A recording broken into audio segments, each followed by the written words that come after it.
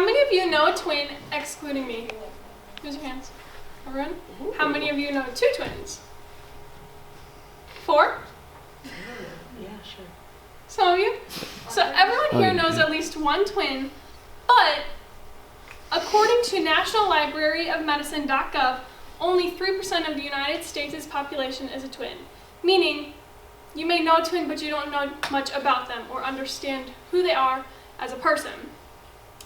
The 3 major things that you should know about twins is 1, the difference between fraternal and identical, 2, the questions you should not ask them, and 3, the perks of being a twin. Now there are 2 different types of twins. There's fraternal and identical.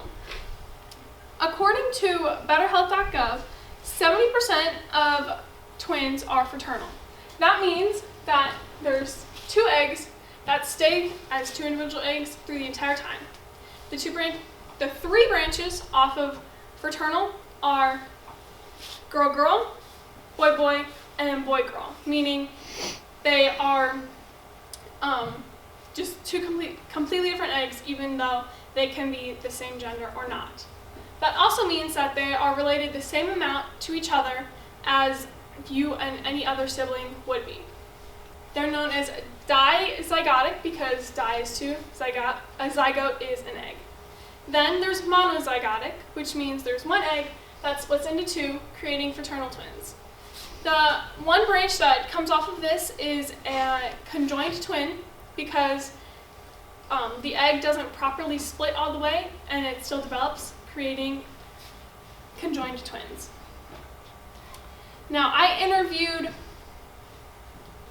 14 different twins from ages 11 to 56, all kinds. I had boys, girls, identical twins, fraternal twins, and obviously from very young to middle-aged. I asked them all sorts of questions based off of what they like about being a twin, what is the worst things to be asked as a twin, and some of the questions that I got that are the worst asked are, I split into 3 groups. There's the powers group, the identical twins group, and the just general annoyances group. The powers group go along the lines of questions like, can you read each other's minds? Can you feel your twin's pain? And things along those lines. Now, you may be genuinely wondering this, and yes, to a certain extent we can read each other's minds, but it's not in the way you're thinking. It's more since we've known each other since birth, since before birth really, we've just picked up on each other's habits and thoughts to the point where we know how the other person will react, not the exact words they're thinking. And then, to feel your twin's pain, some twins actually can, but not me and my twin personally. I interviewed a set of 56-year-old identical twin girls, and one of them was in a car accident that day. Jo got in a car accident really bad, and she ended up going to the ER.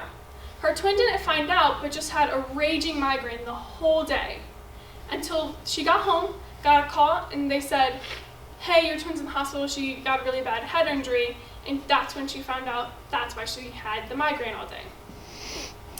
The next category of questions is identical twin questions.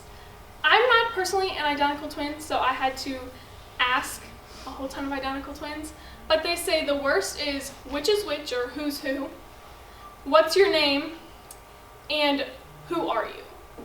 I understand they don't like these questions because they feel like they're not an individual person. They're constantly being compared to the other person, which is common among twins, but even more so with identical twins. The last section is general annoyances. That means questions like, who's the good one? I mean, do you really want me to say my twin's the bad one? I don't think so. There's also who's better, so basically who's better at sports, who's better at English, who's better at math, who's better babysitting, anything. Again, we're constantly being compared. No one wants to be always compared to the same person with everything. Then there's the question, is it annoying that you have to share a birthday? No, because you get to celebrate, and why would it be annoying to share a birthday with the person you're closest to. And in my personal opinion, along with I think 6 other sets of twins, there's what's it like to be a twin? No one can answer that question. That'd be like me saying, what's it like being a singleton? What's it like having no siblings? You can't really explain it. It just is how it is.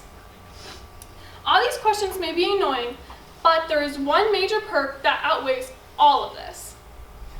I asked every single set of twins the same question, and everyone gave the exact same answer. They said, it's nice to always have someone.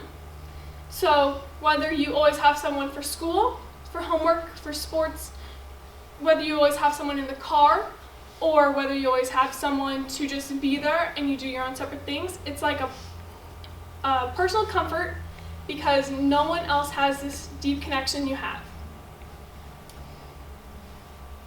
The Shields twins even said that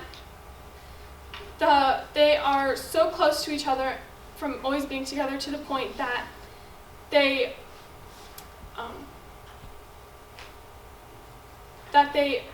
feel they most comforted around that person, or even if they were just to think of that person, even if they're not there.